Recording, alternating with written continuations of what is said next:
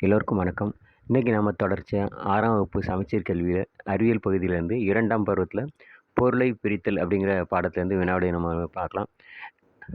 கலவையில் உள்ள லேசான மாசுகளை நீக்க ஏற்ற முறை எது அப்படின்னா தூற்றுதல். கலவையில் உள்ள லேசான மாசுகளை நீக்க ஏற்ற முறை என்னது அப்படின்னா தூற்றுதல். அடுத்து கலவையில் உள்ள அடிப்படையாக பிரித்தல் முறை எது அப்படின்னா சலித்தல். கலவையில் உள்ள அடிப்படையாக பிரித்தல் முறை என்பது சலித்தல். அடுத்து பழச்சாற்று தயாரிப்பில் சாற்றிலிருந்து விதைகளை பிரிக்க ஏற்ற முறை எது அப்படின்னா வடிகட்டுதல். பழச்சாற்று தயாரிப்பில் சாற்றிலிருந்து விதைகளை பிரிக்க ஏற்ற முறை எது அப்படின்னா வடிகட்டுதல். அடுத்து உப்பை கடல் நீரில் இருந்து பிரித்தெடுக்கும் முறை வந்து ஆவியாதல். உப்பை கடல் நீரில் இருந்து பிரித்தெடுக்கும் முறை வந்து ஆவியாதல். அடுத்து நிறம், அளவு, வடிவத்தில் வேறுபட்ட திண்ம கலவைகளை பிரிக்கும் முறை எதுன்னா கையால் தெரித்தெடுத்தல். நிறம், அளவு,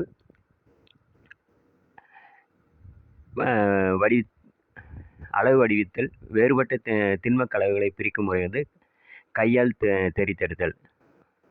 நிறம், அளவு, வடிவத்தில் வேறுபட்ட திண்ம கலவைகளை பிரிக்கும் முறை வந்து கையால் தெரிந்தெடுத்தல். அடுத்து நாம் குடிக்கும் தண்ணீரை எவ்வாறு தூய்மையாக்குகிறோம்னா காய்ச்சி வடிகட்டி தூய்மையாக்குகிறோம். நாம் குடிக்கும் தண்ணீரை எவ்வாறு தூய்மையாக்குகிறோம்? காய்ச்சி வடிகட்டி தூய்மையாக்குகிறோம். அடுத்து தேநீர் தயாரிக்கும் போது கையாளப்படும் முறை எதுனா வடிகட்டல். தேநீர் தயாரிக்கும் போது கையாளப்படும் முறை வந்து வடிகட்டல். அடுத்து ரவை, கோதுமையை எவ்வாறு தூய்மை செய்கிறோம்னா சலித்தல்.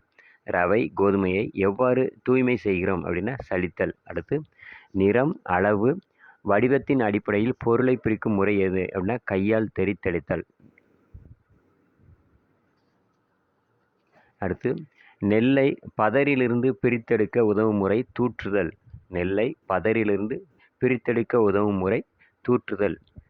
அடுத்து கோதுமை மாவிலிருந்து கோதுமை ரவையை பிரித்தெடுக்கும் முறை வந்து சலித்தல். கோதுமை மாவிலிருந்து கோதுமை ரவையை பிரித்தெடுக்கும் முறை வந்து சலித்தல். அடுத்து கட்டுமான பணிகளில் பயன்படும் மணலில் கலந்துள்ள கற்களை நீக்க எது பயன்படுகிறதுனா சல்லடை. கட்டுமான பணிகளில் பயன்படும் மணலில் கலந்துள்ள கற்களை நீக்க எது பயன்படுகிறது அப்படின்னா சல்லடை. அடுத்து பளுதூக்கிகளில் பயன்படுவது எதுனா மின்காந்தம். பளுதூக்கிகளில் பயன்படுவது மின்காந்தம். அடுத்து கரைசலில் உள்ள கனமான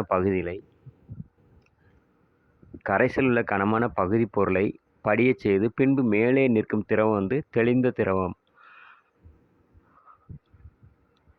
கரைசலில் உள்ள கனமான பகுதி பொருளை படியச் செய்து பின்பு மேலே நிற்கும் திரவம் வந்து தெளிந்த திரவம். அடுத்து ஆய்வகங்களில் வடிகட்ட பயன்படுவது எது அப்படின்னா வடிதாள்.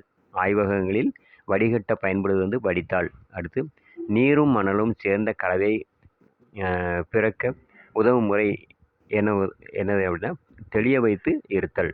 நீரும் மணலும் சேர்ந்த கலவையை பிரித்தெடுக்க உதவும் முறை வந்து தெளிய வைத்து இருத்தல். அடுத்து நீர்மங்களில் கரைந்துள்ள திண்ம பொருளை பிரிக்க உதவும் முறை என்ன அப்படின்னா ஆவியாதல். நீர்மங்களில் கரைந்துள்ள திண்ம பொருளை பிரிக்க உதவும் முறை வந்து ஆவியாதல். அடுத்து ஒரு பொருளின் ஆவி குளிர்ச்சி அடைந்து நீர்மமாகும் முறை வந்து ஆவி சுருங்குதல். ஒரு பொருளில் ஆவி குளிர்ச்சி அடைந்து நீர்மமாகும் முறை வந்து ஆவி சுருங்குதல். அடுத்து நாம் குடிக்கும் தண்ணீரை டேஸ் வைத்து குடிக்க வேண்டும் அப்படின்னா காய்ச்சி வடிகட்டி குடிக்க வேண்டும். நாம் குடிக்கும் தண்ணீரை காய்ச்சி வடிகட்டி குடிக்க வேண்டும். அடுத்து 1 லிட்டர் கடல் நீரில் கரைந்துள்ள உணவு உப்பின் அளவு எவ்வளவுனா 3.5 கிராம். 1 லிட்டர் கடல் நீரில் கரைந்துள்ள உணவு உப்பின் அளவு வந்து எவ்வளவுனா 3.5 கிராம். அடுத்து அரிசி மற்றும் பருப்பு வகைகள் சுத்தம் செய்யும் முறை என்ன அப்படின்னா புடைத்து. அரிசி மற்றும் பருப்பு வகைகள் சுத்தம் செய்யும் முறை வந்து புடைத்து. அடுத்து ரவை மற்றும் கோதுமை வகைகள் சுத்தம் செய்யும் முறை வந்து சலித்தல்.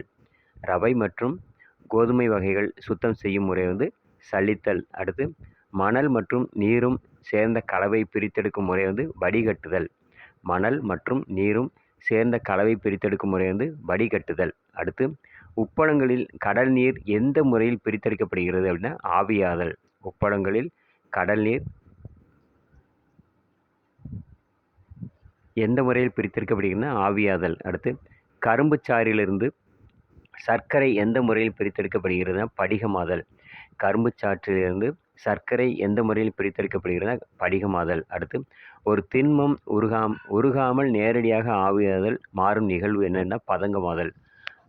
ஒரு திண்மம் உருகாமல் நேரடியாக ஆவியாக மாறும் நிகழ்வு வந்து பதங்கமாதல். தொடர்ச்சியாக முழுமையாக வீடியோ ஸ்கிப் பண்ணாமல் பாருங்கள். குரூப் 4 எழுதுகிற எல்லாருக்குமே இது பயனுள்ளதாக இருக்கும் நம்புகிறேன். குரூப் 4 வந்து ஜூன் 9 எக்ஸாம் வருது.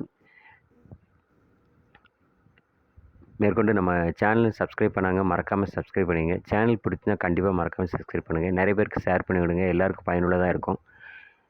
நன்றி. நாளைக்கு நம்ம பார்க்க போகிறது இதே 6ஆம் வகுப்பிலிருந்து ஆற்றலின் வகைகள் அப்படிங்கிற லெசன்லேருந்து நம்ம பார்க்கலாம். 2ஆம் பருவத்தில் உள்ள ஆற்றலின் வகைகள் அப்படிங்கிற ஒரு வினாவிடை பார்க்கலாம். தேங்க்யூ.